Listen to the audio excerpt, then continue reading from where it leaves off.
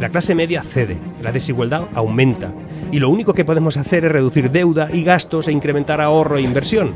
Es importante recordar que la deuda se clasifica de dos tipos. Tenlo esto presente, la destinada a la inversión y la orientada al gasto. La primera se conoce como deuda buena, se utiliza para adquirir activos tangibles que por lo general aumentan de valor con el tiempo.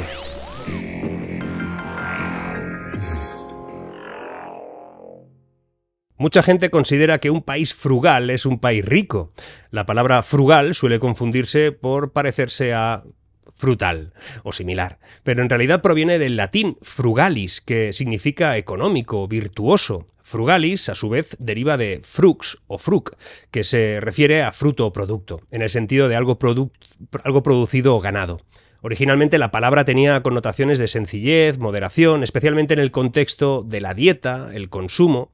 Con el tiempo el término frugal ha evolucionado para denotar un manejo cuidadoso de los recursos, evitando el desperdicio y la extravagancia, y destacando la simplicidad y la eficiencia como valores. Como sabes, vivimos en tiempos en los que el ahorro y la moderación pues no son la forma predominante, precisamente lo contrario. El ahorro parece un factor que deriva de otros tiempos. Tras la pandemia parece que la sociedad se ha vuelto medio loca por consumir experiencias, viajes, ocio, y ya queda poco para el ahorro, para la inversión. Puede ser un síndrome de nuestros tiempos, derivado de un modo de entender la vida menos previsora, o porque la reducción del poder adquisitivo probablemente deja muy poco para la inversión. Muchos dicen que, como no pueden invertir lo suficiente, pues prefieren solo consumir. Pero eso no parece corresponderse con el hecho de que crezcan los créditos al consumo para irse de vacaciones, por ejemplo. Antes de seguir, déjame recordarte que este vídeo está apadrinado por Trade Republic, el neobank que arrasa en Europa con más de 5 millones de clientes, más de 35.000 millones de euros en activos y con presencia ya en 17 países europeos. Te lo recomiendo porque yo soy cliente, pero también porque si no quieres complicarte mucho la vida, te permite rentabilizar tus ahorros de un modo pasivo, porque si quieres iniciarte en la inversión también lo puedes hacer de un modo sencillo, barato, y porque también es una plataforma ideal para todo ello. Trade Republic te permite invertir en múltiples productos, algo que puedes compaginar con una remuneración del 3,75% anual del dinero que tengas en cuenta, que no está mal, sin condiciones ni vinculaciones y cobrando la parte proporcional cada mes. Además, la protección de los depósitos que allí tengas es hasta 100.000 euros a través de los fondos de garantía de depósito en colaboración con bancos asociados como Deutsche Bank, JP Morgan y Citibank Europa. Pero si el plan es iniciarte en una plataforma de inversión que sea fácil de usar, que tenga tarifas bajas y que disponga de una amplia gama de activos, pues Trade Republic es lo que necesitas. Pero volvamos. La adicción de los países a la deuda se ha convertido en un fenómeno global, donde gobiernos de todo el mundo recurren al endeudamiento para financiar proyectos, cubrir déficits presupuestarios y estimular el crecimiento económico. Este patrón, alimentando por tasas de interés bajas, en su momento, y ya volverán, y la disponibilidad de crédito, pues al final genera un círculo vicioso en el que las naciones se vuelven cada vez más dependientes de la deuda para mantener su estabilidad económica. A medida que la deuda se acumula, los gobiernos lo que hacen es enfrentarse a mayores desafíos para pagarla. España tiene como tercera partida presupuestaria los intereses de deuda. Y eso genera incremento de impuestos, reducción de servicios, implementación de políticas de austeridad, afecta todo eso negativamente en la población y ralentiza el crecimiento económico a más largo plazo. Paralelamente, en muchos países los ciudadanos tienden a tener una cultura de consumo que desalienta el ahorro, como te decía, y la inversión, favoreciendo el gasto inmediato sobre la planificación financiera a largo plazo. Este comportamiento puede estar influenciado, yo creo que por diversos factores. La falta de educación financiera, por un lado, la desconfianza en los sistemas bancarios, por otro, o incluso la percepción de que invertir es algo arriesgado e inaccesible. Esta falta de ahorro o de inversión por parte de los ciudadanos debilita la capacidad de las propias economías para generar capital interno, depender menos de la deuda externa, fomentar un crecimiento sostenible. Estamos enlazados los unos a los otros. Además, sin una cultura de ahorro y de inversión, las personas son más vulnerables a crisis económicas y menos preparadas para enfrentarse a contingencias, que las habrá, perpetuando un ciclo de dependencia y fragilidad económica tanto a nivel individual como, te decía también, a nivel de un país. Por ejemplificar, la evolución reciente de la deuda pública española ha tomado un curso que yo creo que es alarmante y refleja una dinámica que, a pesar de ser conocida por todo el mundo, pues genera inquietud en los círculos económicos, pero no tanto en los políticos. Según los datos del Tesoro, en los primeros 6 meses de 2024, España ha emitido deuda por un total de 151.000 millones de euros, cifra que supera con creces las previsiones anuales de financiación que estaban en 55.000 millones de euros. Esta tendencia, yo creo que lo que revela es una presión creciente sobre las finanzas públicas.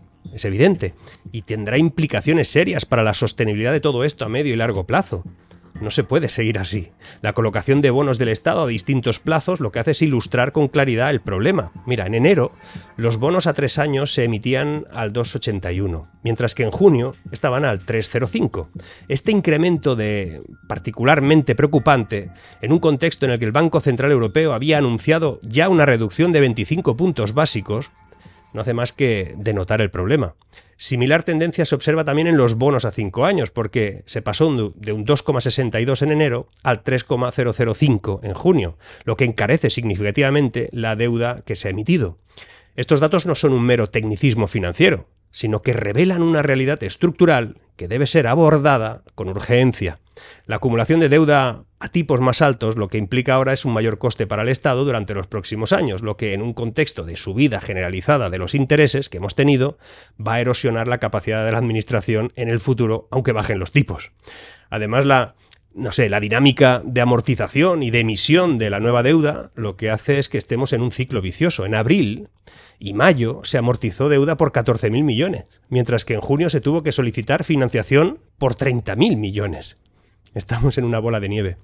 Esto a mí lo que me sugiere es una dependencia creciente del endeudamiento para cubrir las obligaciones que tiene el Estado, una situación que es insostenible al modo en el que lo tenemos. La deuda de las administraciones públicas en España ya ha alcanzado ese máximo histórico que teníamos. Según los datos preliminares de junio de 2024, el saldo total de la deuda pública, conforme al protocolo de déficit excesivo, que es como se llama, se ha situado en 1,624 billones de euros, lo que representa un incremento del 3,6% respecto al año anterior. Y no hay que ser muy listo para ver que esta cifra lo que refleja es más presión sobre las finanzas públicas. Estamos en un ratio de deuda PIB que va en el 108,2% y consolida una tendencia alcista que se acumula en los últimos trimestres. Es que España no crece, en realidad solo se endeuda.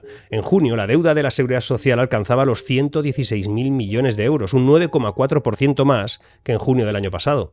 Este incremento además pone de manifiesto que las tensiones del sistema de pensiones y prestaciones sociales, en este contexto de envejecimiento de la población y de presión sobre los recursos, pues se va a complicar. Nos pueden decir que está todo garantizado, pero la Seguridad Social está quebrada.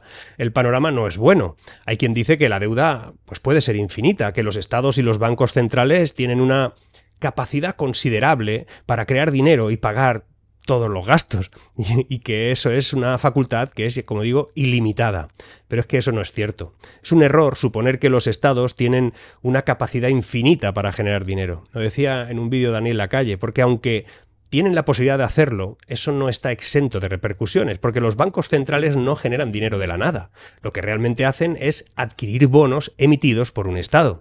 Esto implica que el Estado asume deuda y el Banco Central compra esos bonos y los registra en su balance mediante la creación de dinero. Este mecanismo se puede interpretar como una forma de generación artificial del dinero, fundamentada en la existencia, ojo con eso, de un déficit fiscal continuo. La capacidad de un banco central para aumentar la masa monetaria, en realidad, depende de la demanda real de dinero que tenga el sector privado. Si un banco central emite más dinero del que el sector privado demanda, pues la moneda pierde poder adquisitivo, pierde valor. Hay más dinero que lo que la gente quiere. Como resultado, las pensiones o salarios que se pagan en esa moneda valen cada vez menos. En Venezuela se crearon millones de bolívares que no valían nada y así les fue. Imprimir para pagar pensiones en realidad debilita el poder adquisitivo de esas mismas pensiones, ya que la inflación que se derivará de esa emisión de moneda erosionará el valor de las pensiones. Básicamente porque ni el Banco Central Europeo ni un Estado tiene la capacidad de decidir lo que vale el dinero. Eso se determina de otro modo. El dinero es una unidad de pago, un valor de reserva y una unidad de medida. Si se inunda el sistema con moneda que no se corresponde con la realidad económica, no puede jugar esos tres partidos. Se genera inflación y pobreza. Igual esto explica que a pesar de que los datos económicos macro no paran de indicar un crecimiento importante y un consumo robusto vinculado sobre todo al turismo, la economía real no dice lo mismo. En España el riesgo de pobreza y exclusión social sigue siendo una absoluta preocupación seria porque afecta aproximadamente al 26,5% de la población, lo que se traduce en unos 12,7 millones de personas. Este dato surge del último informe del estado de la pobreza en España elaborado por la Red de Lucha contra la Pobreza y la Exclusión Social en el Estado español, por sus siglas EAPN-ES. Durante el año 2023 la tasa AROPE, que es la que mide el riesgo de pobreza o exclusión social, aumentó levemente del 26% al 26,5%, lo que representa, aunque sea leve, un incremento de 400.000 personas en comparación con hace un año. Este aumento se atribuye principalmente al encarecimiento de la vida, se destaca un aumento de la privación material y severa de lo que las familias necesitan. Entre los indicadores de la tasa AROPE está el riesgo de pobreza y la baja intensidad en el empleo, que se han mantenido ciertamente estables, pero es alarmante que 9,7 millones de personas vivan con ingresos inferiores a 916 euros al mes por unidad de consumo, situando en riesgo de pobreza a toda esa gente, y casi 12 millones de personas en España no ingresan el salario mínimo.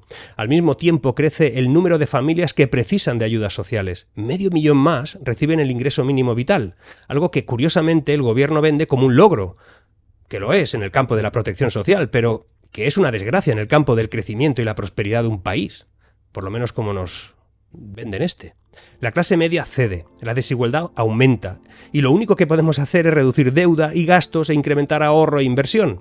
Es importante recordar que la deuda se clasifica de dos tipos. Tenlo esto presente, la destinada a la inversión y la orientada al gasto. La primera se conoce como deuda buena, se utiliza para adquirir activos tangibles, que por lo general aumentan de valor con el tiempo. Por otro lado, el endeudamiento dirigido al consumo pertenece a la categoría de gastos efímeros. Estos no solo carecen de un retorno material, sino que también, como deuda mala, suelen tener tasas de interés más elevadas debido al riesgo que representan. Por ello, el crecimiento de los créditos para sobrevivir o para irse de vacaciones es una señal muy preocupante. Aunque puede dinamizar la economía a corto plazo, no lo dudo, es pan para hoy y hambre para mañana. El endeudamiento de baja calidad al final lo que hace es impactar negativamente en el consumo, el ahorro, en la inversión del futuro.